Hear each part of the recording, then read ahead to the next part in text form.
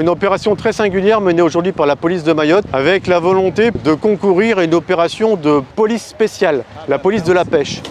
On est sur une vente qui n'est pas déclarée, on n'a pas de numéro de glacière, il n'y a pas de prix. C'est impropre à la consommation, ça se voit tout de suite. Une glacière sans glace, tout est dit. C'est à qui? Il est où le vendeur?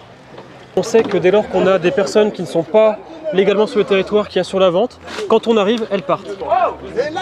Pour nous, Affaires Maritimes, c'est vraiment primordial de pouvoir travailler en interministériel, interadministration, dans la mesure où on a notamment une forte imbrication entre une partie de la pêche illégale et le phénomène d'immigration clandestine. Le renfort des forces de sécurité intérieure est fondamental, car seul le risque serait clairement présent pour nous. Là, on peut travailler sereinement, ce qui est très bien.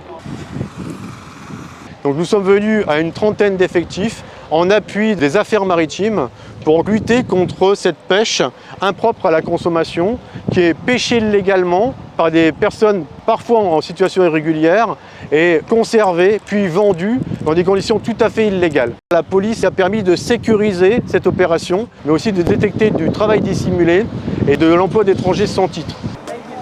Sur la totalité des glacières qu'on vient de contrôler là, il n'y en a aucun qui respecte les normes. On a saisi plus d'1 tonne de poissons qui vont passer à la destruction. C'était une super opération pour l'ensemble des forces de police.